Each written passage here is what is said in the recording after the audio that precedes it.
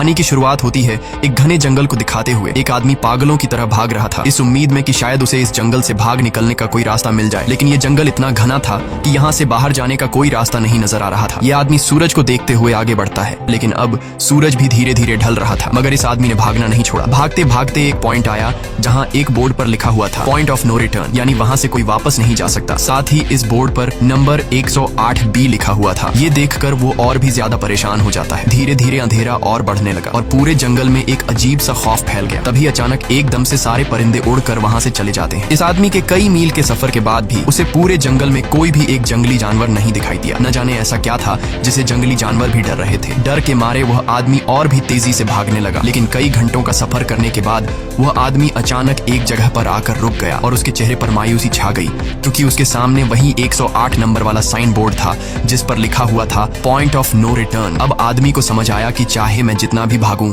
पर इस जंगल से निकल नहीं सकता, इसलिए अब वो वहाँ छुपने की जगह ढूंढने लगा। लेकिन वहाँ उसे छुपने के लिए कोई सेफ जगह नहीं मिली, इसीलिए अब वो पेड़ के ऊपर चढ़ जाता है। पर तभी उस पेड़ की टहनी टूट गई, जिससे वो आदमी काफी ऊंचाई से नीचे जमीन पर आ गिरा। पेड़ से गिरने के बाद वो बहुत ज्यादा जख्मी हो चुका था, उसे काफी गहरी चोटें आई। इससे पहले कि वो बेहोश हो जाता तभी अचानक जमीन हिलने लगी और अजीब सी गुराने की आवाजें आने लगी। वो आवाजें सुनकर आदमी के गले में सांसें अटक गईं। तभी अचानक कोई उसे खींच कर ले गया। खींचने वाला कौन था ये नहीं दिखाया गया, लेकिन हमें उस आदमी की दर्द भरी चीखें सुनाई दी गई। इस इंसिडेंट के 6 दिन बाद हमें शहर में मीना नाम की एक लड़की को दिखाया जाता है जो एक बर्ड शॉप में काम करती है। तभी उसका बॉस आता है और मीना को एक गोल्डन पैरट को शहर से दूर एक जू में डिलीवर करने का ऑर्डर देता है। मीना बॉस की बात को मानते हुए अब उस पैरट को डिलीवर करने जाती है। मीना गाड़ी में बैठकर अपने मोबाइल में उस जू का लोकेशन सेट कर लेती है और अपने सफर पर निकल पड़ती है। शहर से बाहर निकलने के बाद वो एक बोर्ड पर बहुत सारे लोगों के मिसिंग फोटोज देखती है, यानी वहाँ पर कई सारे लोग गायब हो चुके थे, लेकिन मीना उन पर ज्यादा ध्यान नहीं देती और आगे बढ़ने लगती है। आगे बढ़ते दौरान मीना शॉर्टकट लेते हुए जंगल के रास्ते से गुजरती है ताकि वो जल्दी से इस पैरट को जू तक डिलीवर कर दें, और वो पहुंच गई जंगल के बीचों बीच। ये वही जगह है जहाँ हम पहले एक आदमी को गायब होते देख चुके हैं। वहाँ आकर मीना बुरी तरह से फंस चुकी थी। वो अपने मोबाइल पर मैप देखती है, लेकिन वहाँ मोबाइल के सिग्नल नहीं आ रहे थे और उसके कार का रेडियो भी काम नहीं कर रहा था। मीना अब वहाँ से वापस निकलने लगी, लेकिन अब उसे वहाँ से बाहर निकलने का रास्ता समझ नहीं आ रहा था। थोड़ी देर बाद मीना की गाड़ी भी खराब हो गई। मीना गाड़ी से बाहर निकलती है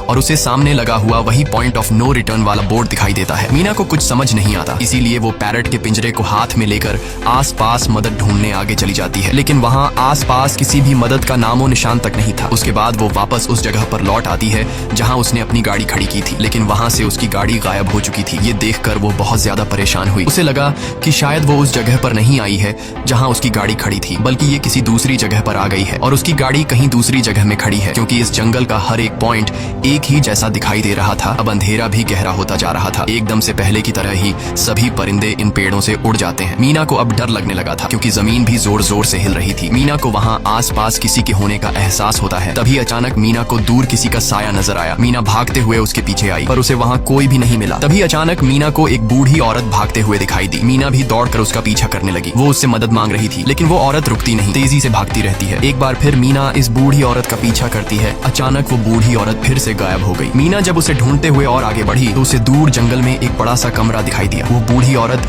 उस कमरे के दरवाजे को खोलकर मीना से कहती है, अगर जिंदा रहना चाहती हो तो जल्दी से अंदर आओ। ये सुनते ही मीना बिना सोचे समझे दौड़ते हुए उस कमरे की तरफ गई। मीना के अंदर आते ही उसने गेट को लॉक कर दिया। मीना देखती है कि ये कोई अजीब सा कमरा है जिसमें एक बहुत बड़ा सा मिरर लगा हुआ था। उस बूढ़ी औरत के साथ यहाँ 2 और लोग भी थे। मीना घबरा कर उन लोगों से पूछती है, ये कौन सी जगह है? इस पर उस बूढ़ी औरत ने जवाब दिया कि इस जगह को हम दी कोब कहते हैं। मेरा नाम है मैडलन, ये लड़की है कियारा और इस लड़के का नाम है डेनियल। बूढ़ी औरत मीना से कहती है कि अभी बातचीत का वक्त नहीं है, तुम जल्दी से हमारे साथ मिरर के सामने खड़ी हो जाओ, क्योंकि कोई हमें देखने आने वाला है। मीना पूछती है आखिर हमें कौन देखने आ रहा है, तो वो बूढ़ी औरत उससे कोई जवाब नहीं देती। एकदम बाहर से अजीब सी आवाजें आने लगी। मीना डर के मारे पूछती है कि ये आवाज किस चीज की है, तो कियारा मीना को बताती है कि इन्हें हम वॉचर्स कहते हैं। वे शीशे के दूसरे ओर से हमें देख रहे हैं, पर हम उन्हें नहीं देख सकते। वे हर रात सूरज ढलने के बाद यहाँ आते हैं और हमें देखते रहते हैं जब तक सुबह का सूरज नहीं निकल आता। तभी शीशे के दूसरी तरफ से शोर आने लगा। मीना पूछती है ये शोर कैसा है? उस बूढ़ी औरत ने बताया कि वॉचर्स तुम्हारे आने से खुश हैं, तुम्हें यहाँ देखकर तालियां बजा रहे हैं। मीना बुरी तरह से कंफ्यूज थी। वो जल्द से जल्द यहाँ से निकलना चाहती थी। मैडलिन जिन्हें वॉचर्स कह रही थी, न तो अब तक मीना ने उन्हें देखा और न ही किसी और ने देखा था।